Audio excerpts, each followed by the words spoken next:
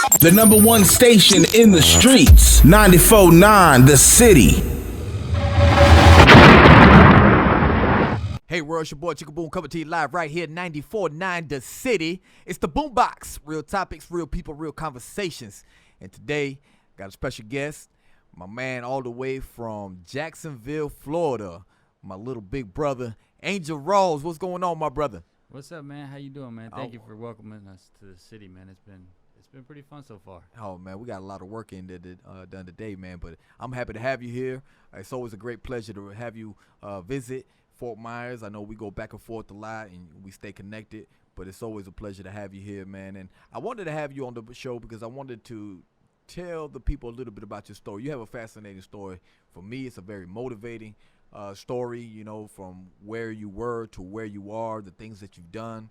Like, you've done a lot of great things. Like, you're an entrepreneur. You got several shops over there in Jacksonville, Florida. You've been on the Titan games with The Rock. You're in the gym. Like, your body's crazy ripped, man. You dedicated. You're motivated. You don't stop. You're like a train, man. And I see you doing big things. You're a family man. I see you real intact with your mom, with your sister, with your wife, with your son. You see you traveling. I see you doing big things. I see you doing shows. I could go on and on and on and on. And you remind me so much of myself. And we connected since day one. We hit things off, and we've been tight ever since. We also got my man BV in the building. I know that's your right-hand man right there. So he's in the background. We'll bring him on a little bit, but he's in the building right now too. So I want to talk a little bit about where it all started.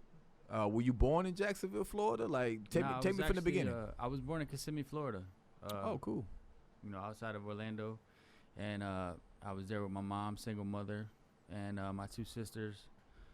Well, actually, you know, I got a little sister, so she came in later on. But yeah, so I grew up there for a little while, and then we moved to Dalton, Georgia, carpet capital of the world. A lot of work there for my mom to do. You know, she was secretary and stuff like that. So she had a lot of good job opportunities up there. So we stayed up there for about 7 years, and then we moved down to Jacksonville. So. And how things been in Jacksonville? Oh, it's great, man. Blessed, bro. The city's growing. I've been able to grow with it.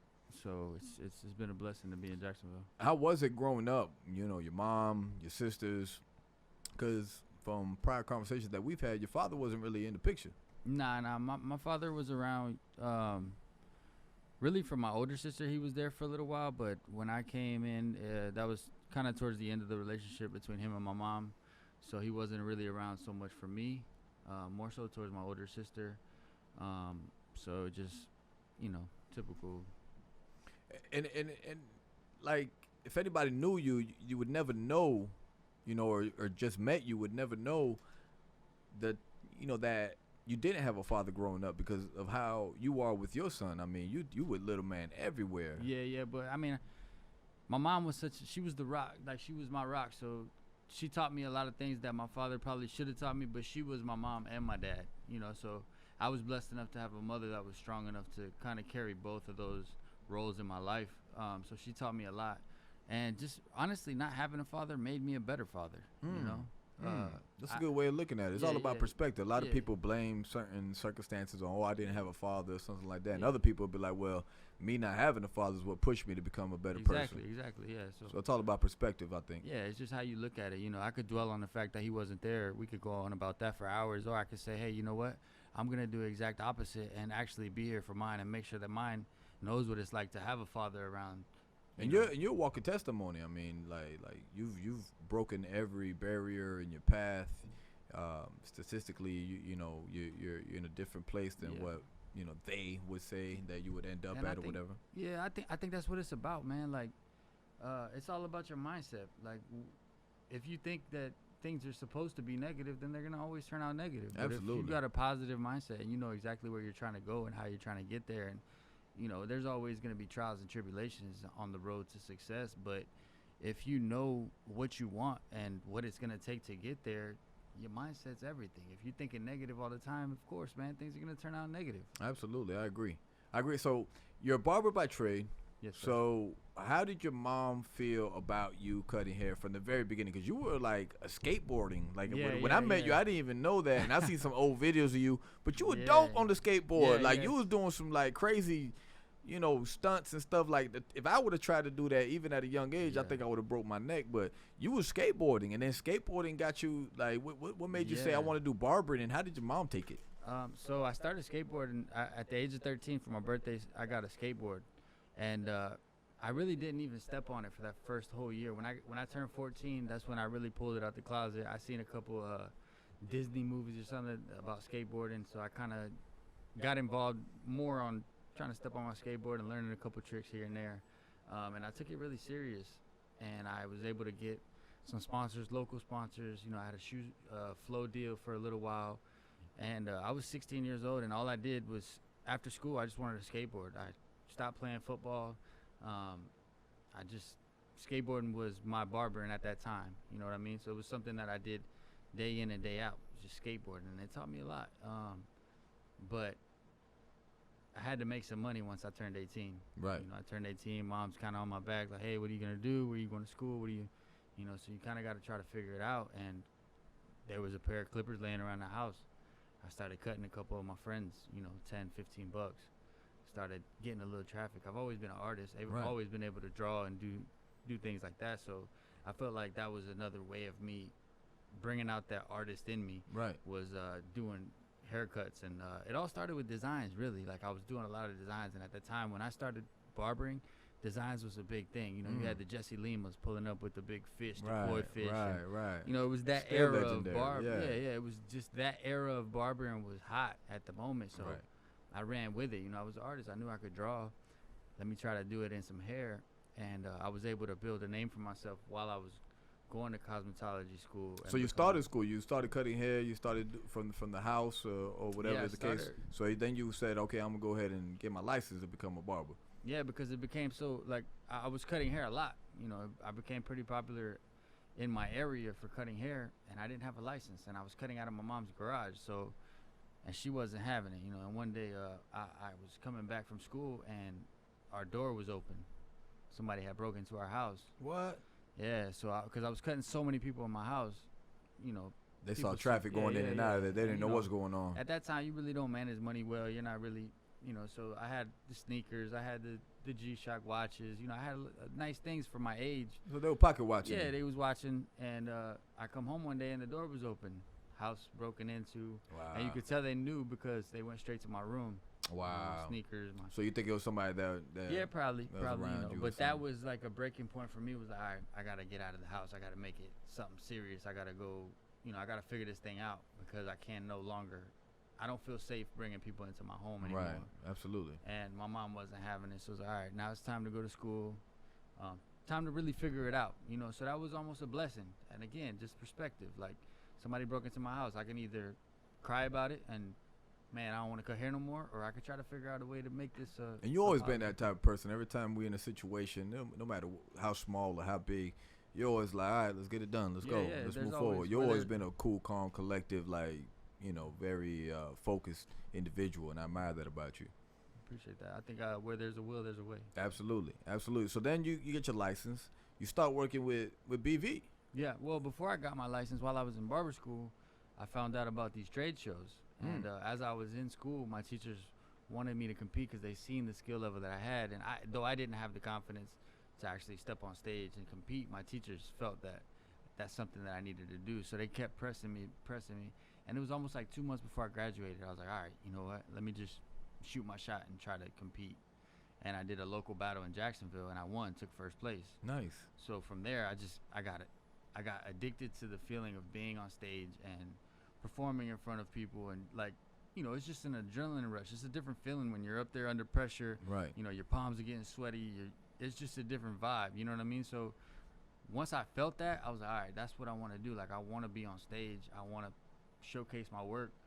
So I found barber battles, and after I took Jacksonville first place, I found the New York Barber Battle, which was the first year they ever did it. Right. And I didn't have the funds to make it because I was a full-time student and I was cutting hair on the side, so I didn't really have the funds to make it up there. And so actually BV helped me find a couple sponsors. We had this restaurant, Los Pepes.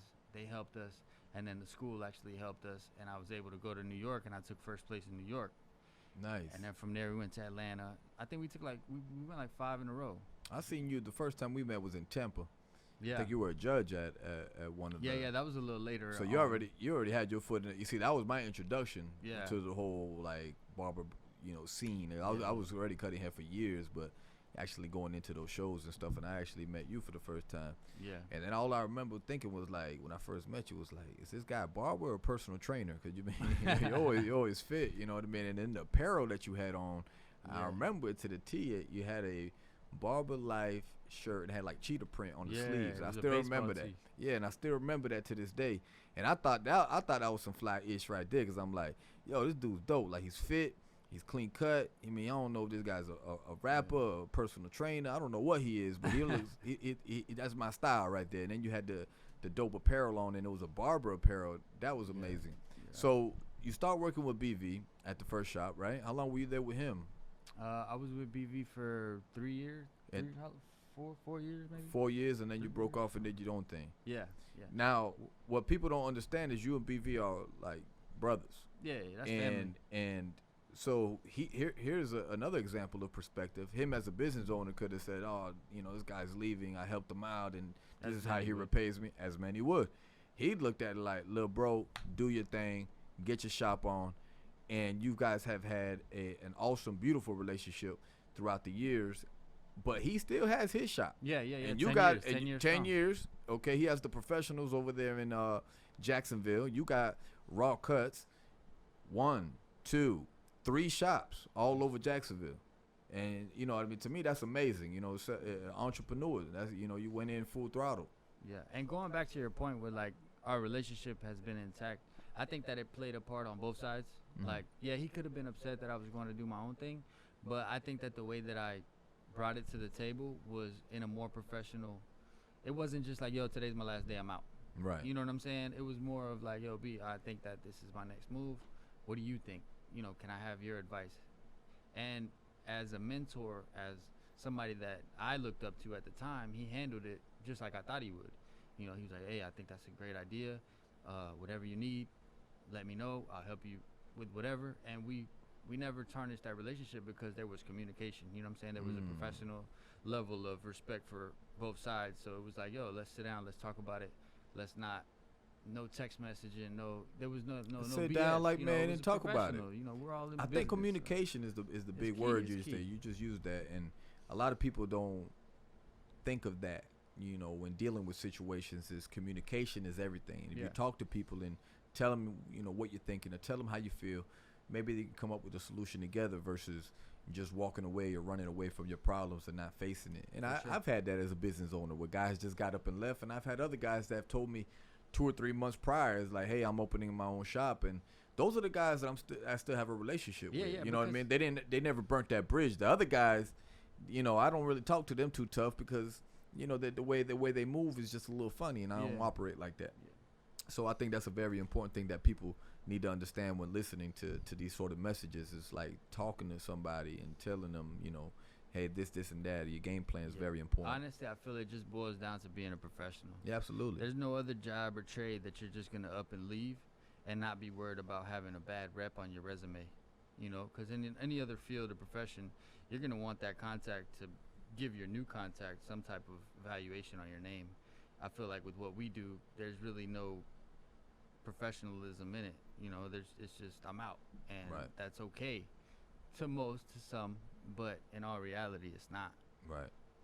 And now you're not a typical barber. I know you're a little on the higher end what the average listener or consumer would be used to. That's listening to this right now. You charge about $50 for a haircut.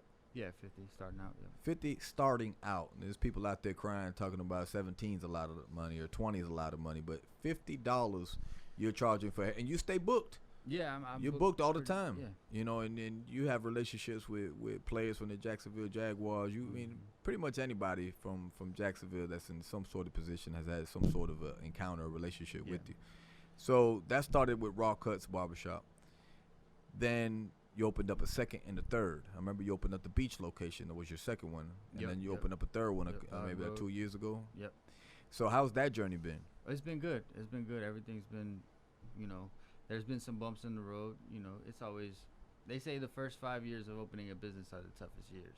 Right. So we're in year 3, and yeah, it's been tough. But Year 3 of the third shop. yeah, But you've been open at the first shop. The this raw, will be year 6. Raw Cuts has been around for 6 years. Yeah.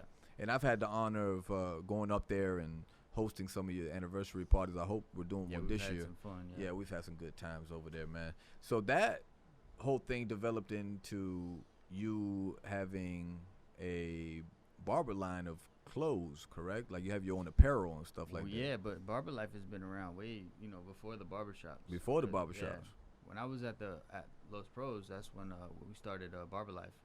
When I was going to the shows and competing and doing all that stuff, people were seeing me wearing the stuff because I wouldn't just go to the trade show. Like I remember we did a total look, and I was like, "Yo, B, I need something custom." He was doing clothes at that time. So Right. when I showed up to the show with all the custom clothes, people were asking questions.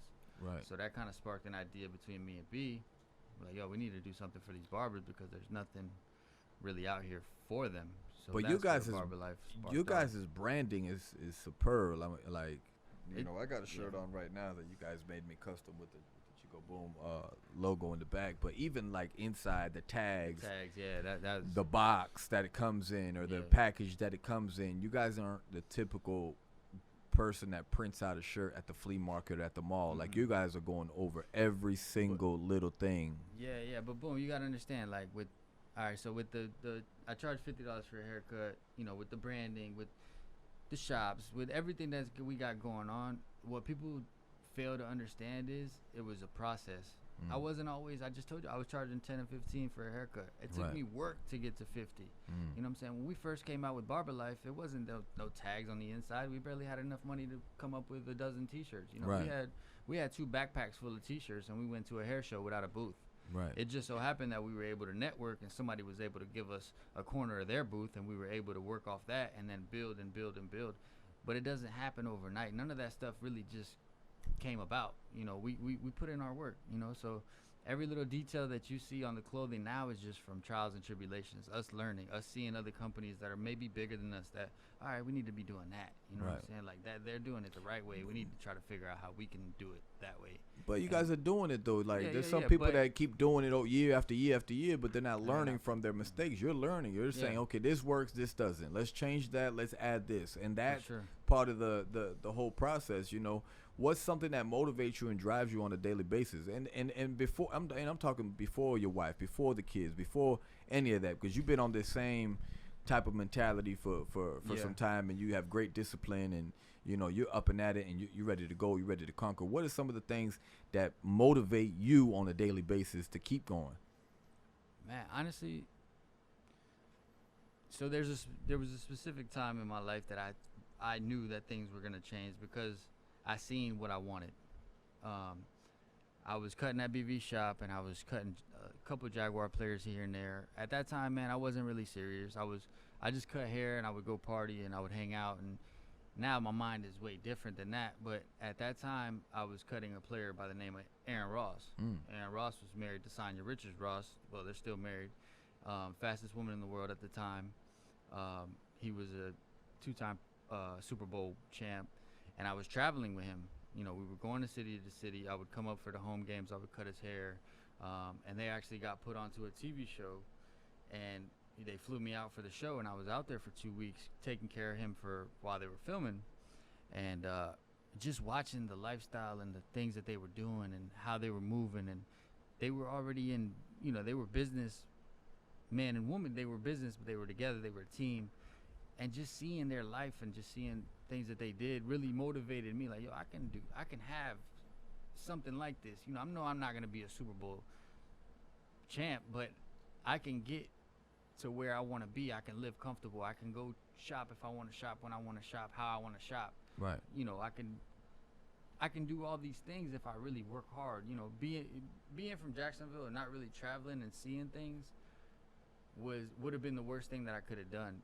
Me being able to travel and seeing people's lifestyles and seeing the way that they move and seeing the things that they had, and you know, it's not about the material, it's not about none of that, but it's about like, yo, I want my son to be able to see this type of stuff. You know, Absolutely. I want my son to be, yo, what do you want, dude? Like, let's go to the store, let's get you some kicks, you know. You like those 2 pair? Let's get both of them. You know what I'm saying? Right. Like, I want my son to be able to have that, and at some point, something in my life just motivated me to just want better for myself. You know, I come from a single mother who really didn't have much, wasn't able to really purchase the things that I felt like I deserved or wanted, and maybe I didn't, you know, but from where I came from to what I was seeing at that time in my life was like, yo, how can I get there? What do I need to do to be right here? Right. You know? And that was my motivation, and that's, you know, that's always been in my mind. It's like, yo, like, we need to be there. Right. And well, now you got more motivation. Now you now I mean, we're still not there, so that was we're still working, you know. But you guys are branding kings, though. I mean, I'm talking about, like, you know, you guys have the vans with the logos on the shops. Like the shops you go in, everything has the names on it. It looks like, you know, this is official. This is what Raw Cuts is. This is what Barber Life is. This is what Cut Cocky is. Like, it's super fly stuff you got going on. All 3 of the shops look amazing. I appreciate it. You know, I salute that. I mean, the professionalism is crazy, and I like it because it's urban. You know what I mean? You got that urban flavor. So when you walk in the shop, you know, you have different looks. You got different flavors of individuals that's in there. But one thing they all share is professionalism. You know what I mean? Those guys are professional from the time you go in. Shout out to Mark, you know what I mean? Mark Too Fresh. Oh, man, God, I love that dude, man. You know what I mean? And you know, the way they treat people and stuff like that, it's amazing. You know, the barber battles that you have in there, the anniversary parties that you have in there. Like, you're always doing something with the community. Now you have the things that you're doing with the kids with autism. Yeah. Tell me a little bit about that. How did that form? Well, we've actually been doing it for 3 years. You know, we've been doing it for 3 years. The first year was more on like, let's help this local high school because they have a program for that. So we had them as a field trip to the shop, something that we could just give back to our community. We didn't do too much posting about it. We didn't really, you know, it was more just for us. You know, we wanted to give back to the people that have supported us for the past 3 years. Right. So we did that, and then we started doing it every year. So now this is year 4. And last year we got with the Heal Foundation, which is a crazy, awesome foundation in Jacksonville that gives back to autism and does so many great things in the community. So we partnered up with them, and we're like, listen, we just want to give out free haircuts, and we want to try to raise a little bit of money for you guys, just to try to give back. You know, it's gratifying when you're blessed to do something and you're able to give back. That's like the ultimate gift. And the city just recognized you, I think, this year. Yeah. Am I right? Yeah, we just received the first ever award, Tools to Success. It was amazing, man. The people gave us a standing ovation. It was amazing, man. It was probably one of the best gifts awards I've ever gotten in my life. I think that's amazing that you're doing that, because there's a lot of barbers that don't like dealing with kids, number one, let alone a kid with autism. You're saying, hey, I have 3 shops here in Jacksonville, and I welcome you guys to my establishment. You guys will be treated fair. You guys will be treated good. You will get service. Yeah. And you won't be discriminated or ran away from or treated different or anything of that nature. We're going to comfort you guys. And I think that's important for any child dealing with some type of, issues or whatever like that. They're not born saying, I want this, I want to be autistic. You know what I mean? They have no choice. They're born like that. So, you know, and people are heartless a lot of times because the kid is, you know, maybe he's a little loud or maybe he acts a little different, and they don't understand really what autism is. And you and your staff have the patience to deal with these kids, and I think that's a beautiful thing. But I think that all barbers all across the globe need to take a thing or two from your playbook and understand that these are children. Yeah, they're innocent little children. Even the ones that don't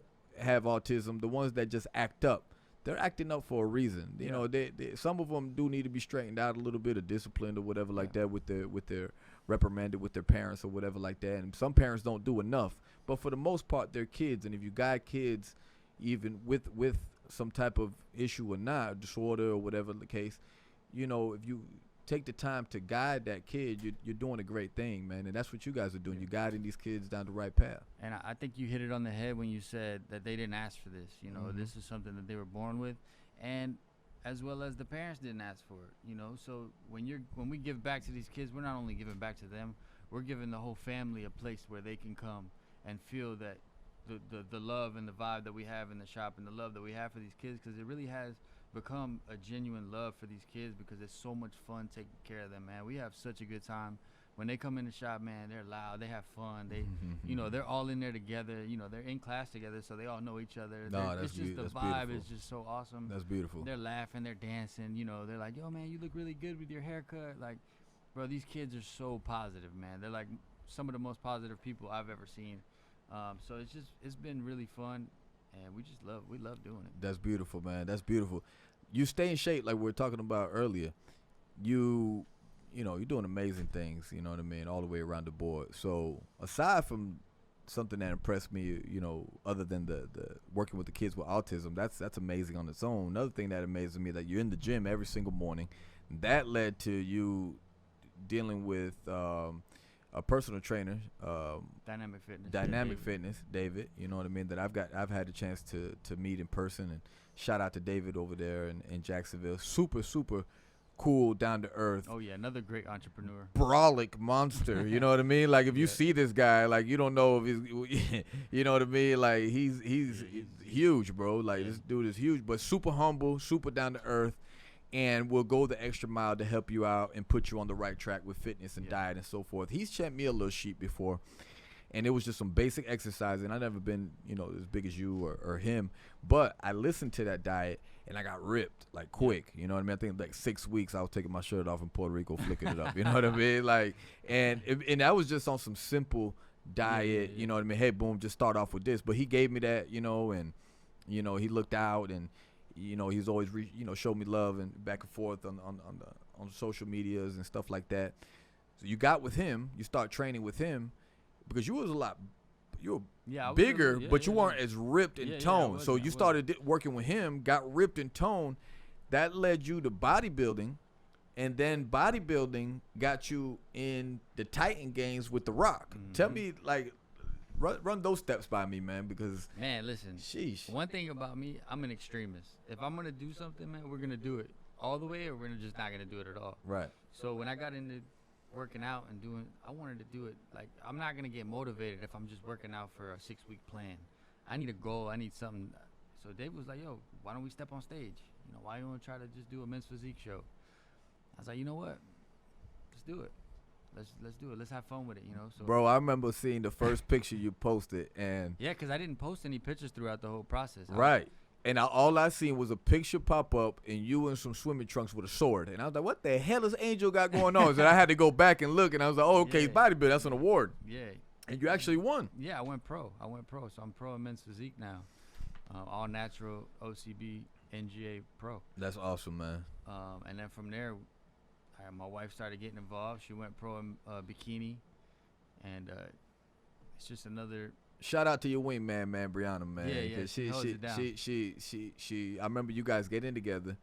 I remember you guys getting married. I remember her having the baby, and then her walking all her viewers and followers down that journey of, you know, having a baby and then bouncing back, you know, because a lot of women struggle with that. Yeah. They struggle with the weight after the baby, and they don't feel, you know, sexy. They don't feel beautiful no more because the baby took away something from that. Women deal with it, right? Yeah. But she, you know, jumped on board with you and said, babe, we're going to do this together. And she was so open about it, man. You know how much, like, she had just had a baby. So, you know, you got all that extra baby skin stuff. and fat. Yeah. So that takes a lot for a woman to put herself out there like that. So I was really proud of her for being able to do that, but it also put a lot of pressure on her to get it done. Right. So I feel like it was like, okay, now I gotta do it. Now I gotta show the world. Yeah. So but she's motivating a lot of females. I mean, she's killing it. Even my sister one day was like, "Yo, look at Angel's girl real quick." You know what I mean? So she's all the way in Jacksonville. She doesn't realize who she's motivating and stuff like that. And I tell her that all the time. You know, like, you don't even know how many people you touch. Right. And then they might not react to the picture or post or,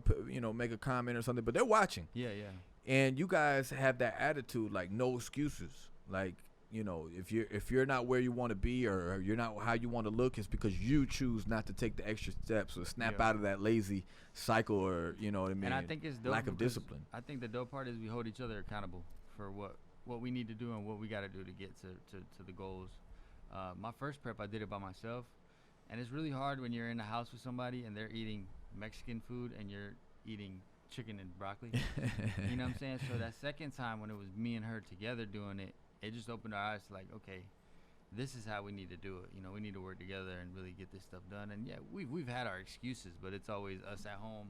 Like, no, I don't want Mexican tonight. I know you don't want it either. Right. And then it's like, yeah, I do, but you know, I'm gonna listen to you tonight, and then tomorrow I'm gonna be the one that's motivating her not to want some junk food or something, you know. So just working together and getting the goals reached is. So how does that work with having a son? How old is your son now? He's about 3? Yeah, he just turned 3. 3 years old. Shout out to Rain. You know what I mean? Rain. Coolest little kid in Jacksonville. And how does that work with him? Like, is he eating healthy with you guys, or Yeah, he kind of have his own little meals, or? Honestly, man, Rain eats a lot of vegetables. Like, he loves like asparagus. He still calls it broccoli. He thinks asparagus, right? As much as I've tried to fix it, he's like, Daddy, give me some broccoli. And I'm like, dude, this is asparagus. But yeah, he loves vegetables. He loves eating corn. He does love his treats. Right. He'll eat Dum-Dums. If you leave a whole bag of Dum-Dums out, he'll eat the whole bag. He'll eat the whole bag. He's a kid. But, Yeah. but he does. He has a taste for like really healthy food, and that's not something that we forced on him. Right. You know, just it being around and us doing it, Do kind you of leading feel- by example. Yeah, that's what I was gonna get into. Is like, do you feel like those parents that say, "Oh, my kid doesn't like vegetables," or you know, they don't like these type of food, like our man RD over there that doesn't eat vegetables. You know, we had that over lunch, and he said, "I don't do vegetables." Yeah. Yeah. Do you feel like a lot of parents, if they would introduce this type of healthy eating to their kid at a young age, they'll be more comfortable and be more open to it? Like, was that something that Yeah, kind of helped you guys, or like you guys were eating it already and then he I saw think it? he's seen us eating. I think the kids are always watching you. You know, Right. they're always watching you. Whatever you do, they're gonna try to do. So, I think us sitting at the table with him and us eating salads and eating our healthy foods and stuff like that. He's like, yo, mommy, I want that. You know, I want what you're eating. You know, I don't want my plate. I want yours. You see, That's moms, how you don't kids got to are. McDonald's your kids on everything. You know, take a couple of minutes and cook a little something. It takes, how long does it take to make a quick meal, a healthy quick meal? How long would he say it takes? Probably about 30 minutes. 30 minutes. 30 minutes. 30 minutes. So those people that make excuses talking about, I don't have time to make a home cooked Yeah, meal. That's the worst. That's the worst ones. Yeah. They're quick to holler at McDonald's and have McDonald's raising their kids, but 30 minutes you could cook a relatively Anytime easy somebody meal. says anything about time, I don't even listen to that crap. Yeah, When I hear somebody say I don't have time, they don't want it. they don't want it. They don't want it. They don't. You getting up at crack of dawn and, Yeah, they and don't you're want going hard all night. You know what I mean? Yeah. So here you are. You're into the working out. You're bodybuilding now. You went pro. How did you get with The Rock? Bro, you know what's crazy? My Instagram got deleted at 50K, and I was like, I had worked so hard to get it there. You know, it was years of, like, when Instagram first came out, I built it, and Instagram, you know, it's come a long way or whatever, but it got deleted, and so I just had to start over. You know, I got over it, started over, and I had like 3,000 followers maybe, and I got a DM. I was like, hey, I think you're perfect for this TV show. This is right around the time I got into I had just went pro, you know, but I didn't have a huge following. People always think that Instagram, you got to have like a crazy following. It's just the content that you put out and how you perceive yourself and how professional you are. I think that people kind of attract to that, you know. So they DM me and they're like, hey, I think you're perfect for this TV show from the content that we've seen on your page. You should put in a video and fill out this questionnaire. And I was like, man, this can't be real. You know, I showed it to my wife. I'm like, yo, babe, you think this is real? She's like, well, let me look it up. She Googled it, Googled the lady. Next thing you know, she works for NBC. It was official. So What? I gotta get to work. So we started filming for the video, and I did a 2-minute video of me telling my story, you know, talking about my son, talking about barbering, talking about how I used to be a skateboarder, what got me into bodybuilding. You know, I had to sum it all up in like a 2-minute video and send it out. And The Rock actually handpicked his people for the show. Super dope. Yeah, so it took like 2 months. I was like, babe, I don't think we got it. You know, I kind of started doubting that we made it. And then 2 months later, they called me and like, hey, you know what? You made it to the combine. Now you just got to come to this combine. We're going to fly out 250 people, 125 guys, 125 girls. And you guys are going to have to go through this combine. And we're going to pick, I think it was like 44 guys, 44 girls. So 88 out of the 250. And I made it. So I made it on the actual show, and it was, man, that was an experience. I remember you telling me about it when you know. Yeah, when I first made it. When you yeah, first made it, you called me and you told me about it. Boom, don't say nothing but da da da da. And I was excited.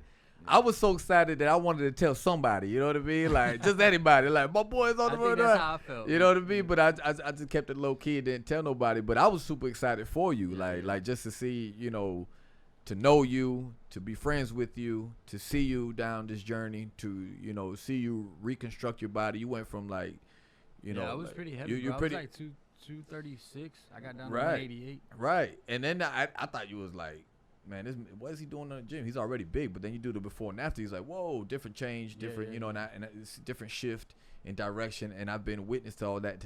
For you to call me and say, hey, da da da, you know, share that with me.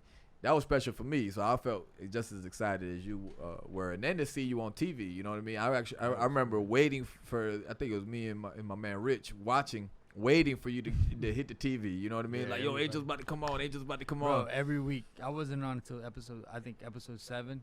So for 7 weeks, every week, people were texting me, calling me, yo, you going to be on this week? And I couldn't say anything because they want people to tune in and watch. So I couldn't be like, yo, boom, don't watch it tonight. Right. I'm not on it, you know. So I couldn't say anything, which I probably did say something to you. But just the people that were texting me, I was like, I don't know. You know, I was just texting people like, man, I don't know. And it was a good show. Yeah, it was a good show. It was entertaining. Like awesome, all the guests. You know what I mean? So everybody did that. how was it with The Rock meeting him? Oh, it was cool, man. We waited like throughout the whole process. We didn't see The Rock until like the very end, like right when we were about to film. So we were out there already for like 3 weeks, filming our little stuff, like our intros, doing the photo shoots for the cover, doing little things here and there. And we were always like, because they wouldn't tell us. They're like, oh, he might be coming today, but he never came. And then finally, it was like, okay, guys, y'all got to come into this big room. And they didn't tell us why we were going to this room, but we just seen all the cameras coming. You know, like there was cameras everywhere. So we're like, yo, he's coming. You know. So you felt we knew when the Rock is in the building. Yeah, the cameras. You feel the presence. Yeah.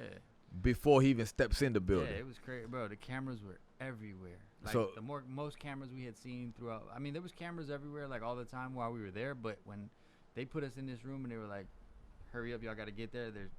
We got stuff we got to do," and all these cameras were following us and putting cameras in our face, trying to see our reactions, and we knew he was coming.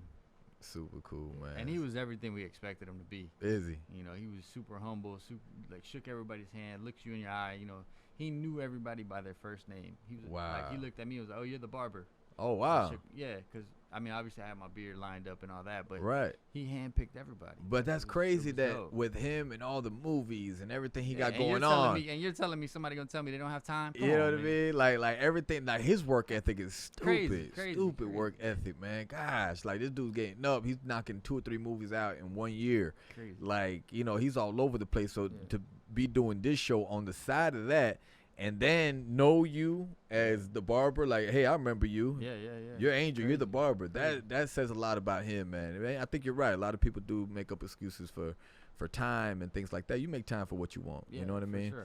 And if you really want something, if you want to be great in life, you make time for it. You're doing it. He's obviously doing it. You know what I mean? And I know you look at him for motivation, and I do too. People like him and other greats that have been before us. But amazing, man. So you do the season of the Titans. You wrap that up. You come back home and you keep working. You don't stop. Yeah, no, you just sure. you know, this is everyday thing for you. Every time I'm looking at your gram, every time I'm looking at your story, every time I'm calling you, keeping up with you, man. I'm working. I'm doing this. I'm doing that. You're always developing something, and that right there, I salute, man. Now you're taking this brand, this clothing line brand, to another level. Now you and BV have paired up. You got to cut cocky, excuse me, and I see the different flavors. I see the different styles. What direction are you going towards with that, and what should we be expecting? Man, right now with the Barber Life stuff, we're just trying to put it back out there. You know, we've been number one for a long time. Like, Barber Life has been around. Like I said, when I came into the industry, there was no clothing lines. You know, so now we kind of took a step back. We've been focused on our barbershops, focused on things of everyday life, you know. But now it's time for us to really step back in the game and bring out some products that we've been working so hard on, man. Like these these are gonna be top quality, like on another level type products. You know, the cut cocky, the new Angel logo, I got some stuff. We got some stuff. The camera bag, man. The camera bag. The camera bag was dope. That's man. probably something that I've been more excited about than anything we've. You got like the logo on the strap. Like it doesn't look like some cheap little. He's thing gonna be mad at me later for even bringing that up, but we'll talk about it later. But it doesn't look like nothing cheap that you get on Alibaba. Or nothing. Like this is official. It's like official the branding is phenomenal though. Like you guys really crossed your T's and dotted all of your I's. Like the stuff that you and BV create. It's crazy. Sometimes I can't even get BV on the phone. Like I'm trying to get stuff done for me. You know what I mean? I'm doing an order right now of shirts and stuff like that from my shop. But this guy, like, that's another one. You know what I mean? That he needs his own show because that man stays busy, nonstop, and you guys keep creating. So I'm super excited about that. Me and you paired up. Want to share that with you guys real quick. All the listeners that are listening, we'll have something special for you guys in the next few months. We're creating a tour called the Cut Cocky Tour based off of the name of Angel's brand, but also incorporating some of the stuff that I do, which is motivate and educate. So we're going to be mixing our different flavors. We're going to be in a city near you probably in the next couple months. We got to see how this whole Corona thing plays out, man. It's been crazy, man, talking about locking people up and stuff like that. So hopefully we'll be able to do some of this continuous education, business developing, increasing sales, creating luxury services, things of that nature. Because we want to show you guys, we want to show you how you can make more money. But these type of classes aren't just for barbers and stylists. There's you could be a tattoo artist, you could be a small business owner. You could pretty much be doing anything. Because when me and Angel get together and we talk about the stuff that we talk about as a business and the branding and stuff like that, this is stuff that you can incorporate into any business. So I want people to really come even if you're not a barber. Yeah, we'll always throw in a haircut or two just for fun and show people how can they can increase their sales. I think that's what people expect. Yeah, absolutely. So we'll always throw that, and that's always fun to watch and cool to watch and see the transformation whether you're in this business or not. But what people need to understand is that these classes are for everybody to take their career and life to the next level. So we will be doing that. I'm really excited, Angel, to continue to work with you. We've done stuff in the past. We're going to continue to do stuff. But all I wanted to say is that I salute you, my brother, from where you came from. I mean, we don't have enough time to cover everything. You know what I mean? They only give me an hour. So, but you know, if people really got a deeper understanding of where you were, where you're, what the things you've done and where you're at today, they will be super impressed and super honored to call you their friend or even know you as I am. So I salute you on that, man. You've made it clear over and over and over that there's no excuses, that anything that you want in life, anything that you want to become, anything that you want to do, that all you have to do is put the hard work, believe in yourself, and don't ease up. Like, you always got your foot on that gas pedal, my brother. Yeah. Like, you are full throttle in every single thing you do. You don't cut corners, and you just go head in, not knowing the outcome. We've taken losses together. You know what I mean? You got to. You're always going to see some losses. And people don't understand. They think, it's just success. Nah. And we've lost money left and right. Maybe we had a show or two that didn't go as planned or something like that we invested in. But you know what? We take it to the chin because that's what real entrepreneurs do. We get ready for those falls. You're going to fall. Yeah. You know what I mean? It's all about how you bounce back, though. That determines who you are. I always say that. But this is it, people. This is the story of Angel Rose, a young Puerto Rican kid from Jacksonville, Florida, that grew up in a single home with his mom and his two sisters, that got into skateboarding and said, I need to make money, got into barbering and started cutting hair, broke off from the barbershop he was working at with his partner and did his own thing. Now he has 3 shops, not 1, not 2, 3 shops in Jacksonville, Florida. His own clothing line, has gotten into professional bodybuilding. He's pro. He continues to develop. He continues to work on his body, going from that to the Titan Games, getting married, having a kid, buying a home. Like, this is the American dream right here. And if he could do it, you could do it. There's no excuses. I don't care what walk of life you come from. I don't care what your circumstances are. I don't care if you are a 10-time convicted felon. I don't care if you're from the gutter. If you want to get up, you can get up, and you can get out, and you can get it. You know what it is. Hey, Angel, listen, my brother, I'm happy for you. I salute you. And I hope that God continues to bless you for many more years, my brother. I love you. This is the Boombox, ladies and gentlemen. Real topics, real people, real conversations. We want to motivate you. We want to inspire you. We want you to look at life from a different perspective through the stories of the individuals that will be on this show. This is a great story right here. Angel Ross, you know what it is. Boom, baby. This program was brought to you by Elite DNA Therapy Services, a comprehensive approach. Visit them in Fort Myers and Cape Coral. Also by the Black Sheep Men's Parlor for the gentleman who enjoys being different.